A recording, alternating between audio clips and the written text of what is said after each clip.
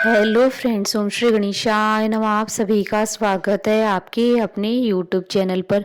Friends, आज हम आपको इस वीडियो में बताने जा रहे हैं फाल्गुन मास की संकष्टी चतुर्थी का शुभ मुहूर्त, चंद्रोदय का समय, व्रत कथा, पूजा विधि और महत्व के बारे में। फ्रेंड्स, वीडियो शुरू करने से पहले आपसे रिक्वेस्ट है, अगर आप हमारे चैनल पर नए हैं और आपने अभी तक चैनल को सब्सक्राइब नहीं किया है तो प्लीज़ सब्सक्राइब कीजिएगा चैनल को, साथ ही प्रेस कीजिएगा बेल आइकन को, जिससे नए वीडियो से रिलेटेड नोटिफिकेशन आपको तुरंत प्राप्त हो सके। और वीडियो पसंद आने पर वीडियो को लाइक और शेयर जरूर कीजिएगा ताकि सभी भक्तों को इस वीडियो का लाभ प्राप्त हो सके। और कमेंट बॉक्स में ओम श्री गणेशाय नमः जरूर लिखिएगा। संकष्टी चतुर्थी हिंदू धर्म का एक प्रसिद्ध त्योहार है। हिंदू मान्यताओं के अनुसार किसी भी शुभ कार्य को करने से पहले भगवान गणेश जी की पूजा की जाती है। भगवान गणेश जी को अन्य सभी देवी देवताओं में प्रथम पूजनीय माना गया है। इन्हें बुद्धि, बल और विवेक के देवता का दर्जा प्राप्त है। भगवान गणेश अपने भक्तों की सभी परेशानी और विघ्नों को हर लेते हैं, इसलिए इन्हें विघ्नहर्ता और संकट मोचन भी कहा जाता है। संकष्टी चतुर्थी का अर्थ होता है संकट को हरने वाली चतुर्थी। संकष्टी संस्कृत भाषा से लिया गया एक शब्द है जिसका अर्थ होता है कठिन समय से मुक्ति पाना। इस दिन व्यक्ति अपने दुखों से छुटकारा पाने के लिए गणपति जी की आराधना करते हैं। पुराणों के अनुसार चतुर्थी के दिन गौरी पुत्र गणेश जी की पूजा करना बेहद फलदायी होता है। इस दिन लोग सूर्योदय के समय से लेकर चंद्रमा उदय होने तक उपवास रखते हैं। संकष्टी चतुर्थी को पूरे विधि विधान से गणपति जी की पूजा पाठ की जाती है। गणेश चतुर्थी कृष्ण पक्ष और शुक्ल पक्ष के चौथे दिन मनाई जाती है। हिंदू पंचांग के अनुसार चतुर्थी हर महीने में 2 बार आती है, जिसे लोग बहुत श्रद्धा से मनाते हैं। पूर्णिमा के बाद आने वाली चतुर्थी को संकष्टी चतुर्थी कहते हैं, वहीं अमावस्या के बाद आने वाली चतुर्थी को विनायक चतुर्थी कहते हैं। फाल्गुन मास में पड़ने वाली संकष्टी चतुर्थी को द्विजप्रिय संकष्टी चतुर्थी कहा जाता है। इस दिन गणेश भगवान के 32वें स्वरूपों में से छठे स्वरूप की पूजा की जाती है। इसमें गणेश भगवान के 4 सिर, 4 भुजाएं होती है। गणेश जी की इस रूप की आराधना से अच्छा स्वास्थ्य और सुख समृद्धि मिलती है। साथ ही भगवान गणेश भक्त के सभी दुखों का अंत करते हैं। साल 2023 में फाल्गुन मास की संकष्टी चतुर्थी 9 फरवरी 2023 गुरुवार के दिन है। मान्यता है कि इस दिन व्रत और पूजा करने से गजानन बहुत ही प्रसन्न होते हैं। उनके आशीर्वाद से मनुष्य के सभी कार्य बिना किसी बाधा के पूर्ण हो जाते हैं और उनके घर परिवार में सुख शांति और समृद्धि बनी रहती है। फ्रेंड्स, अब आइए जानते हैं फाल्गुन मास की संकष्टी चतुर्थी की शुभ मुहूर्त और चंद्रोदय के समय के बारे में। हिंदू पंचांग के अनुसार इस बार फाल्गुन मास की संकष्टी चतुर्थी 9 फरवरी 2023 गुरुवार के दिन है। फाल्गुन कृष्ण चतुर्थी तिथि प्रारंभ होगी 9 फरवरी 2023 को सुबह 6:23 पर और फाल्गुन कृष्ण चतुर्थी तिथि का समापन होगा 10 फरवरी 2023 को सुबह 7:58 पर और चंद्रोदय का समय रहेगा 9 फरवरी 2023 को रात्रि 9:25 पर। फ्रेंड्स, अब आइए जानते हैं फाल्गुन मास की संकष्टी चतुर्थी की पूजन विधि के बारे में। गणपति में आस्था रखने वाले लोग इस दिन उपवास रखकर उन्हें प्रसन्न कर अपने मनचाहे फल की कामना करते हैं। इस दिन आप प्रातःकाल सूर्योदय से पहले उठ जाएं।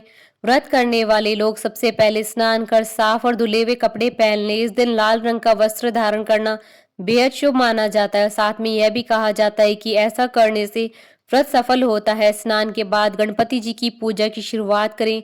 गणपति जी की पूजा करते समय जातक को अपना मुंह पूर्व या उत्तर दिशा की ओर रखना चाहिए। सबसे पहले आप गणपति जी की मूर्ति को फूलों से अच्छी तरह से सजा लें। पूजा में आप तिल, गुड़, लड्डू, फूल, तांबे के कलश में पानी, धूप, चंदन, प्रसाद के तौर पर केला या नारियल रख लें।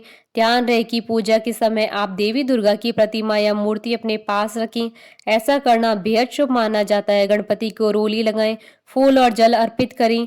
संकष्टी को भगवान गणपति को तिल के लड्डू और मोदक का भोग लगाएं। गणपति जी के सामने धूप दीप जलाकर ओम श्री गणेशाय नमः मंत्र का जाप करें। पूजा के बाद आप फल, मूंगफली, खीर, दूध या साबूदाने को छोड़कर कुछ भी न खाएं।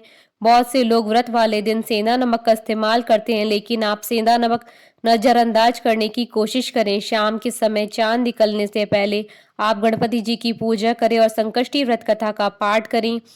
पूजा समाप्त होने के बाद प्रसाद बांटें।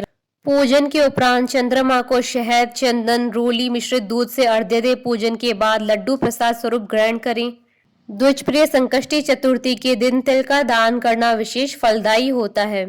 फाल्गुन मास संकष्टी चतुर्थी व्रत कथा। आइए विष्णु शर्मा नामक ब्राह्मण की कथा आरंभ करें।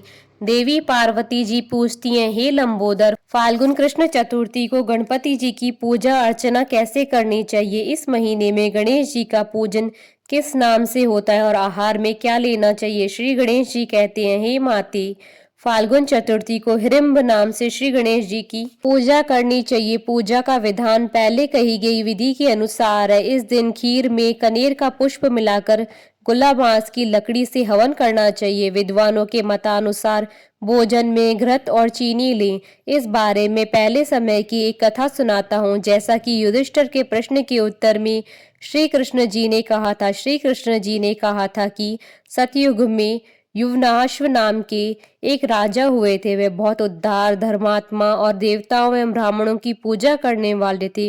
उनके राज्य में विष्णु शर्मा नाम के एक विद्वान ब्राह्मण रहते थे। वे वेदों के ज्ञाता तथा धर्मशास्त्र का अनुसरण करने वाले। उनके 7 पुत्र हुए। वे सब धनी थे, लेकिन आपसी वैमनस्यता की वजह से वे सब अलग रहने लगे। उनके पिता हर एक पुत्र के घर क्रमशः एक एक दिन भोजन करते थे। धीरे धीरे वे वृद्ध होकर दुर्बल भी हो गए थे। वे अपनी पुत्र वधुओं द्वारा अपमानित होकर रोते रहते थे। एक बार विष्णु शर्मा गणेश चतुर्थी का व्रत रखकर अपनी बड़ी पुत्र वधु के घर पहुंचे। उन्होंने कहा, हे बहुरानी, आज मैंने श्री गणेश जी का व्रत किया है, तुम पूजन का सामान इकट्ठा कर दो। श्री गणेश जी खुश होकर बहुत धन देंगे। यह सुनकर बहू कठोर वाणी से बोली, हे ससुर जी, मुझे घर के कार्यों से ही अवकाश नहीं मिलता है। मेरे पास फिजूल के कामों में पड़ने का वक्त नहीं है। आप सदैव ही कुछ न कुछ कार्य बताते रहते हैं। आज गणेश जी का व्रत करने को कह दिया। मैं श्री गणेश जी व्रत को नहीं जानती और न ही तुम्हारे श्री गणेश जी को। आप यहाँ से चले जाइए। बहू की डांट फटकार सुनकर वह 6 बहुओं के घर क्रमशः गया, परंतु सभी ने डांट फटकार कर उसे भगा दिया। सभी जगह से अनादर पाकर वह दुर्बल शरीर ब्राह्मण बहुत ही दुखी हुआ। अंत में वह छोटी बहू के घर जा बैठा। छोटी बहू बहुत निर्धन थी। वह संकुचाता हुआ बोला कि अरे बहुरानी, अब मैं कहाँ जाऊं? सब बहू ने मुझे झड़प दिया। तेरे पास तो व्रत के सामान को इकट्ठा करने का कोई साधन नहीं दिख रहा है। मैं स्वयं भी बहुत वृद्ध हो गया हूँ। हे कल्याणी बहू, मैं बार बार विचारता हूँ कि इस व्रत को करने से सिद्धि मिलेगी और सभी दुखों का नाश हो जाएगा।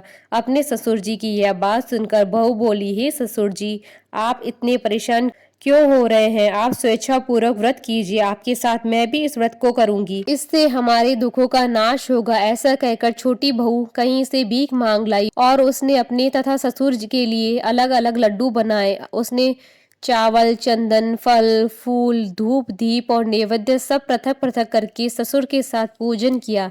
इसके बाद आदर से ससुर जी को भोजन कराया। भोजन की कमी के कारण आप कुछ न खाकर भूखी रही। हे महादेवी, आधी रात के बाद ससुर को उल्टी दस्त होने लगे, जिससे उसके दोनों पैर गंदे हो गए। उसने ससुर के पैर धुलवाए और शरीर पहुंचा। वह दुखी होने लगी कि मुझ अभागन के कारण आपकी ऐसी दशा क्यों हुई? हे ससुर जी, रात्रि में अब मैं कहाँ जाऊं?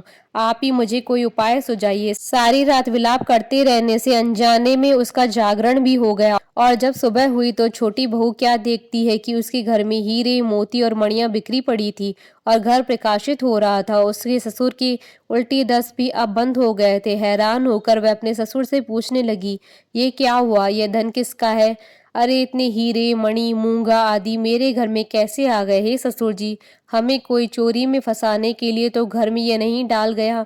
बहू की बात सुनकर ससुर ने कहा, हे कल्याणी, यह सब तुम्हारी भक्ति का फल है। तुम्हारी भक्ति से श्री गणेश जी प्रसन्न हो गए हैं और उन्होंने इस व्रत को करने से ही तुम्हें इतना धन दिया है।